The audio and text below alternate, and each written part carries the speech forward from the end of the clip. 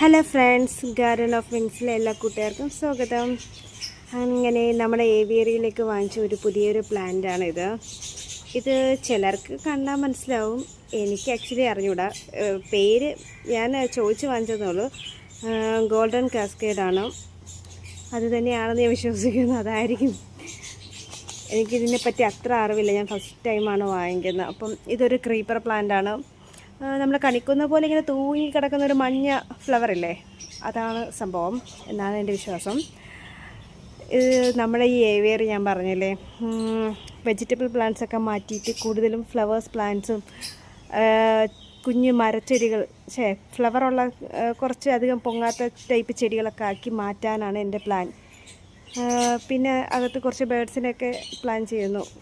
ഇവിടെ ഓപ്പൺ ചെയ്ത് ഇവിടെ നമ്മുടെ ജാവേനെ തുറന്നിട്ട് ഒത്തിരി നാളായിട്ട് അവൻ സേഫായിട്ട് തന്നെ ഇരിക്കുന്നുണ്ടല്ലോ. അപ്പോൾ ഞാൻ വിചാരിച്ചു വന്നാൽ കുറച്ച് തീരെ പൊടി, നമ്മൾ ഫിഞ്ചസ് പോലെ അല്ലാത്ത ഇച്ചിരി വലിയ ബേഡ്സിനെ വാങ്ങിച്ച് ഈ ഓപ്പൺ ഏവിയറിയിൽ വിടാമെന്ന് വിചാരിക്കുന്നു. അങ്ങനെ പ്ലാനുണ്ട്. അങ്ങനെ നമ്മൾ ഇന്നത്തെ പരിപാടി എന്ന് വെച്ചാൽ ഈ പ്ലാന്റിനെ നടുക. നമുക്കിന്നിവനെ ഇവിടെ സെറ്റാക്കാം. എനിക്ക് ഇതേപോലെ ഇച്ചിരി കട്ടി ഇല ടൈപ്പുകളൊക്കെ ഇവിടെ ഓക്കെ ആവുന്നുണ്ട്. നമുക്ക് നോക്കാം. അങ്ങനെ നമ്മൾ കവറിൽ നിന്ന് ഈ പ്ലാന്റിനെ ഇളക്കിയെടുത്തു.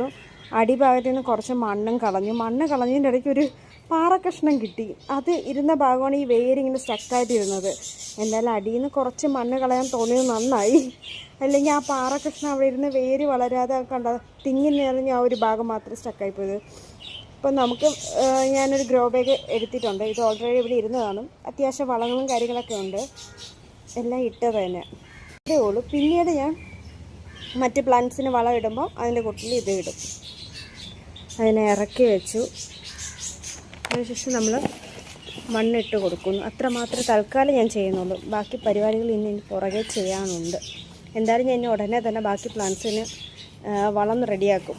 നമ്മുടെ എല്ലുപൊടിയും വേപ്പും പിണ്ണാക്കും കടലപ്പിണ്ണാക്കും ഇട്ട സ്ലറിയൊക്കെ.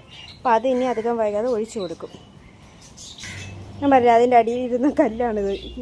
ഈ പാറക്കല്ലിരുന്ന് എന്തായാലും വേര് വളരില്ല. അത് മാറ്റിയത് നന്നായി. പിന്നെ നമ്മുടെ ഈ വള്ളി പടർന്ന് പോകാനുള്ള ഈ നെറ്റിലേക്ക് കയറ്റി വിടുക. അതിൻ്റെ മണ്ട ഒടിയും ചെയ്തു കേട്ടോ. കമൻറ്റ് ചെയ്യുക.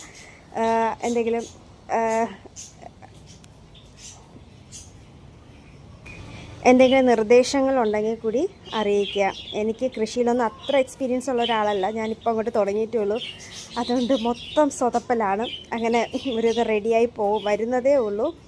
അപ്പോൾ നമുക്ക് വീണ്ടും കാണുന്നവരെ ബൈ.